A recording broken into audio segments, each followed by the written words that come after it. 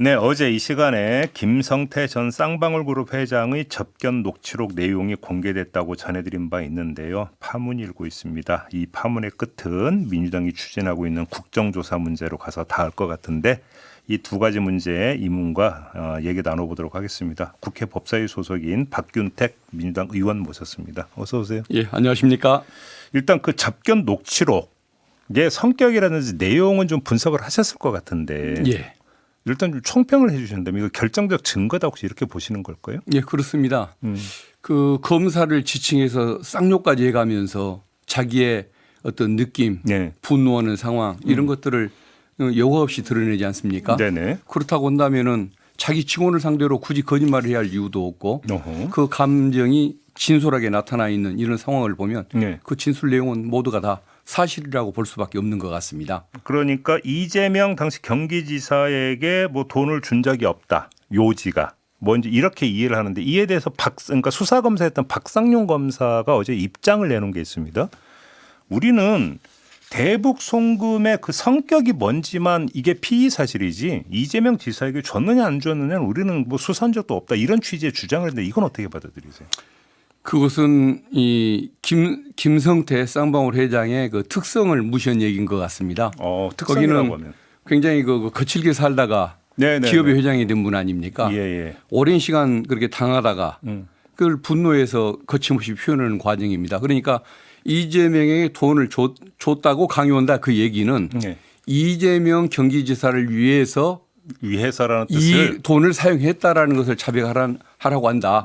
이런 얘기를 하는 것이겠죠. 그리고 또 이미 자백을 했는데 뭘 또 강요를 하느냐. 네. 시기상 안 맞다라고 또 얘기를 하지 않습니까? 네네네. 그런데 사실은 그렇지가 않은 게 그 자백을 받아놓고 그 뒤로도 계속 그 진술을 유지하기 위해서 분위기를 조성하지 않습니까? 심지어는 안부수 회장, 쌍방울의 김성태 그게 아니고 이화영 부지사 예. 여기까지 설득하게끔 계속 압박을 넣는 상황 아니었습니까? 그러니까 본인이 자백을 했을 뿐만 아니라 참고인 회유 설득까지 담당하게 만드는 그 상황에 대해서 분노를 했던 것이겠죠. 네. 예를 들어 안부수 회장에게 그 뭔가 그 경제적 이익까지 제공을 해가면서 회유를 해가지고 검찰의 요구에 맞췄던 그 정황이 드러나지 않습니까? 이것들이 김성태 회장이 하고 싶어서 했겠습니까? 그것을 검사가 당연히 강요하니까 그 일을 했겠죠. 그래서 전반적으로 보면은 그 어떤 표현의 차이일 뿐 그 어떤 일관된 그 진실성을 가지고 있는 내용이라고 봐야 할 것 같습니다. 그러면 박상용 검사의 입장, 그러니까 반박성 입장이라는 게 오히려 논점 흐리기다. 그러니까 이제 김성태 회장의 그 화법이나 이런 걸 보면 이재명 지사한테 돈을 줬다라는 표현은 직접 무슨 돈을 건넸다가 아니라 돈의 성격, 대북 송금의 성격을 이야기한 건데 이 맥락을 무시하고 지금 텍스트만 갖고 지금 이야기하는 거다. 박상용 검사는 이 말씀이시네요. 예. 정리하면. 그렇습니다. 결국은 거칠게 살아온 야인의 그 주장을 법률가적인 그 언어 기술로 이걸 극복해 보려고 기술. 예, 뭐 장난을 친 거라고 봐야겠죠. 그래요. 예. 그런데 지금 이 그 접견 녹취록이 그 작성이 된 경위를 보면은 이 술자리 그 회유 사건이 있지 않았습니까? 회유 의혹 사건이 있었는데 그 법무부가 특별 점검팀을 가동을 했고 이 과정에서 이제 확보를 했다라는 건데 근데 이게 그러면 법무부 특별 점검팀이 이걸 확보한 다음에 법무부 차원에서 뭐를 한 건 없었습니까? 예, 그렇습니다. 결국은 그 검사의 주장과 예. 피의자 쪽의 주장이 다르다 보니까 예. 그 진상을 확인하기 위해서 예를 들어 교도관들에게 실태를 확인하는 것, 또 교도소에 보존되어 있는 녹취록을 확보해서 점검하는 것 이런 걸 중심으로 객관적인 자료에 대한 조사를 했던 것에 불과하고 거기에 드러난 결과를 토대로 검찰이 감찰 및 수사를 벌이도록 검찰에게 보낸 것이기 때문에 법무부의 어떤 그 자료는 어떤 뭐 평가보다는 기초사실 자료 이걸 수집하고 제공하는데 뭐 근본적인 목적이 있었다고 봐야 할 것 그런데 같습니다. 지금 의원님이 지금 그 해석한 대로 이 접견 녹취록을 보면 검사가 진술 조작을 유도 회유 압박을 했다라는 증거가 되는 건데 예. 그러면 그 기초 자료를 가지고 추가 감찰이든 이걸 법무부가 할 수도 있는 거 아니었습니까?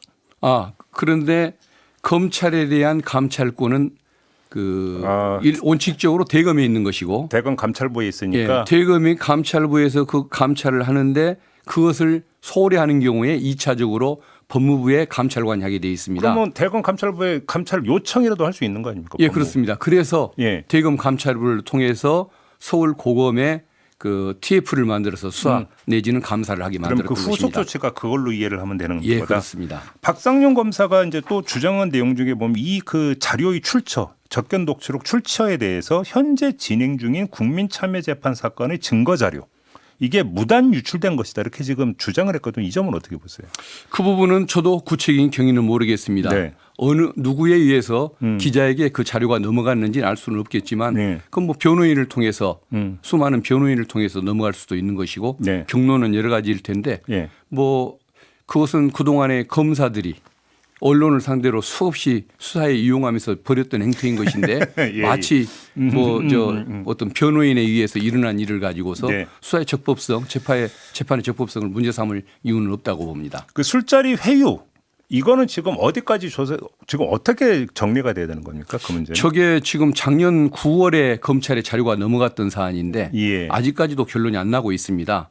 결국은 수사검사의 비리 문제까지는 어느 정도 입증이 된 것 같은데 지금 법조계 그 기자들을 통해서 전해져 오는 얘기에 의하면 그 과정에서 피의자를 설득하느라고 쌍방울 김성태 회장으로 하여금 돈까지 그렇게 써가면서 참고인을 설득하게 만들었던 이 부분까지 수사를 하느라고 늦어지고 있다는 네. 이런 뭐 평가가 있는 것 같습니다. 그래요? 진실이 뭔지는 모르겠지만 그리고 또 검찰이 얼마나 정성을 가지고 있는지는 모르겠지만 네. 제가 보기에는 너무도 답답한 부분인 것 같습니다. 그럼 지금 서울 고검에 꾸려졌던 그 TF 있잖아요. 예. 그건 지금 공정하게 지금 진행되고 있다고 평가하세요? 그렇게 알고 계세요? 그렇게 믿고 싶지만은 국민들이 이렇게까지 늦어지는 데에는 정성이 부족하다고 성의가 부족하다고 느낄 것 같고 저도 그 정서에 공감을 하는 입장이라 이거 뭔가 조치가 있어야지 이대로 계속 그 기다릴 수는 없는 입장이라는 생각이 듭니다. 그러면 그 이제 민주당이 이제 그 이른바 조작 기소 국정조사를 추진하고 있잖아요. 물론 국정조사 항목이 7개인가 되니까 이것만은 아니지만 아무튼 그걸 추진하게 된 배경에는 지금 말씀하신 그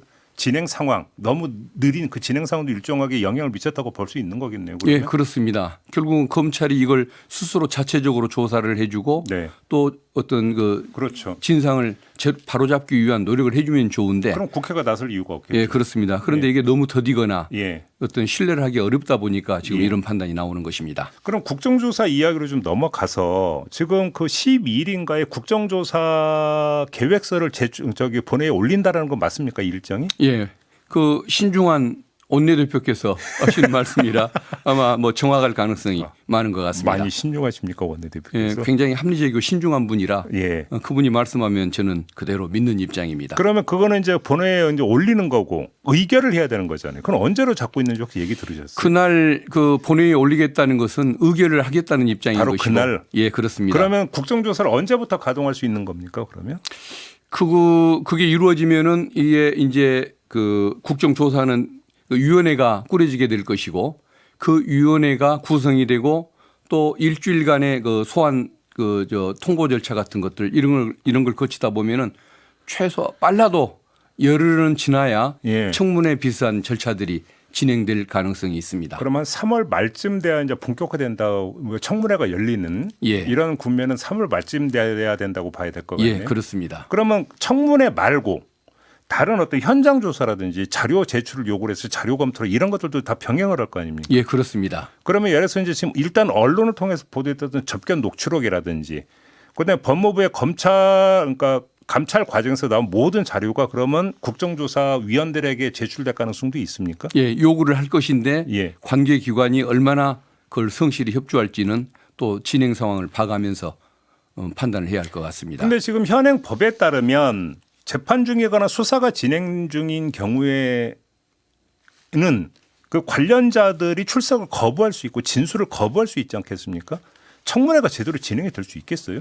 일단은 이것은 재판에 관여할 목적으로 수사에 관여할 목적으로 국정조사라든가 이걸 하지 못한다고 되어 있지만은 네. 이것은 수사나 재판에 관여할 목적이 아니고 과거형으로 빚어졌던 그 어떤 인권 침해 범죄에 대한 별도의 국정조사이기 때문에 예. 이것은 정당한 국정조사라고 볼 수가 있습니다. 그럼에도 불구하고 출석을 거부하거나 예. 출석을 해서 진술을 거부하는 경우에는 당연히 형사적인 조치가 가능할 겁니다. 다만 본인이 끝까지 입을 열지 않는다면 어떻게 할 것이냐. 예. 진술을 들을 수가 없는 게 현실이긴 합니다.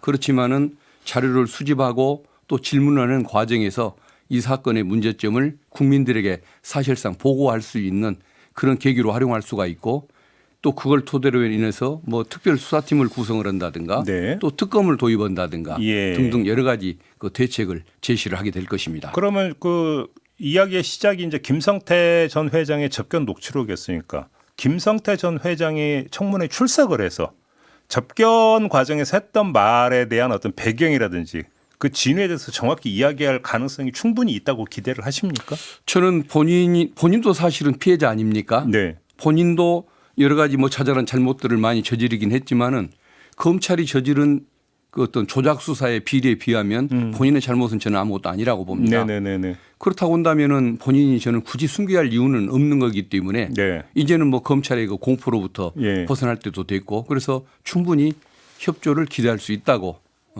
생각하고 있습니다. 그러면 국정조사 항목이 모두 7가지인데 그 가운데 하나가 또 대장동 건이지 않습니까? 언론에 이른바 대장동 일당으로 그러니까 저기 표현되고 있는 그 사람들도 나올 수 있다고 보십니까? 아마 출석을 거부하는 경우도 있고 나오는 경우도 있을 텐데 예. 그 사람들은 자기의 이익을 추구하다가 추구하는 과정에서 범죄를 저질렀다가 이것을 유동규를 넘어서서 네. 김용, 뭐 정진상 또 이재명 성남시장에게 책임을 전가했던 그런 그 어떤 잘못된 행태를 취했던 사람들이기 때문에 네. 솔직히 얘기하기가 쉽지는 않겠지만 그래도 뭐 문제점을 잘 파고들다 보면 예. 그 잘못이 드러날 가능성은 충분히 사실상 시인할 가능성도 기대할 수 있을 것 같습니다. 이제 그 국정조사 항목 7가지 가운데 3가지인가가 지금 문재인 정권을 겨냥한 기소건이더라고요. 예. 근데 그 기소건의 공통점은 감사원이 나서 가지고 감사를 한 다음에 수사 의뢰를 하거나 이래 가지고 기소가 이루어졌던 이런 패턴이 있었잖아요. 예. 그럼 결국은 키맨은 유병호 전 사무총장이 될 것 같은데 예. 이분의 캐릭터나 그동안 국회에 나와서 보여줬던 행태를 보면 청문회라고 하는 어떤 이런 형식을 통해서 뭔가 어떤 진실에 접근한 게 어려울 것 같아 보이는데 어떻게 보십니까? 유병호 감사위원은 전혀 협조를 안 하겠지만 네. 거기에 지시를 받는 과정에서 잘못된 일을 했던 감사관들 네네네. 이분들은 사실은 자기의 잘못이 아닌 거이기 때문에 네. 어떤 그 본인들의 억울한 사정을 설명하기 위해서라도 뭐 진실을 얘기할 가능성은 있다고 봅니다. 근데 지금 국정조사를 하는 이유는 공소 취소로 가기 위한 중간 과정이라고 해석을 해야 되는 거잖아요. 진상 규명이 일단 중요한 것이고 예. 공소 취소는 만약에 문제가 드러난다고 한다면 예. 검찰로 하여금 예. 양심에 따른 처분을 하도록 촉구를 뭐 하는 부분이어야 할 것 같습니다. 근데 이제 제가 질문드리고자 했던 취지는 그러니까 진상조사의 성과에 따라서 달라지겠지만 오히려 진상조사를 하겠다고 나섰는데 국정조사를 하겠다고 나섰는데 별로 나온 게 없어요. 어찌 본다면 이전에 보도 나왔던 것에서 한치도 더 이상 진척이 안 되고 했다면 오히려 민주당에서 주장하는 공소 취소의 환경은 더 악화되는 거 아닙니까? 결과적으로는 저는 오히려 진상이 당연히 저희들이 의심하고 또 언론에서 의혹을 제기했던 내용들이 확인될 것으로 저는 기대를 합니다. 현재로서는 너무 기대가 크신 거 아닙니까? 예. 그런데 예. 실상이 그런 게 예를 들면은 저는 이와 그 김성태 녹취록 이걸 이번에 처음 봤습니다마는 이 나와 있는 이 내용들은 다 저희들이 의심하고 그 문제를 제기했던 부분들 예, 예. 이것을 사실로 확인하는 그런 과정이었었습니다. 그런 점을 생각한다고 한다면 나머지 부분들도 의혹 내용들이 다 밝혀지고 입증되는 과정일 걸로 기대를 하고 있습니다. 알겠습니다. 의원님 모신 김에 좀 다른 건도 좀 여쭤볼게요. 일단 지금 조희대 대법원 장관이 있지 않습니까? 어떻게 처리하는 게 맞다고 생각하십니까? 의원님은. 탄핵을 주장하는 분이 있고 네. 좀 신중해야 한다고 신중론을 주장하는 분들이 있습니다. 저도 참 헷갈립니다. 이건 그래요? 머리의 판단, 가슴의 판단이 사실 다른 예, 부분인데 예. 감정이 움직이는 대로 하자면은 저는 10번도 탄핵을 했어야 할 인물이라고 생각합니다마는 그러나 이 부분은 어떤 그 헌법을 위반하고 법률을 위반했던 부분이 분명히 있지 않습니까? 네. 공정한 재판을 받을 권리를 침해했고 국민이 뽑아야 할 그 대통령 선거권 박유한송 씨 말씀하시는 이것을 거죠? 또 침해를 했고 또 최근에는 법관들 회의를 개최한 것이 사실상 공무원의 집단행위에 해당한다는 그런 지적도 있습니다. 여러 가지 이런 것들을 생각할 때 탄핵의 어떤 그 요건이 전혀 없지는 않지만 사실상 헌재가 이것을 인용할 가능성이 있겠는가? 네. 한덕수, 이상민 장관마저도 헌재가 탄핵을 기각했지 않습니까?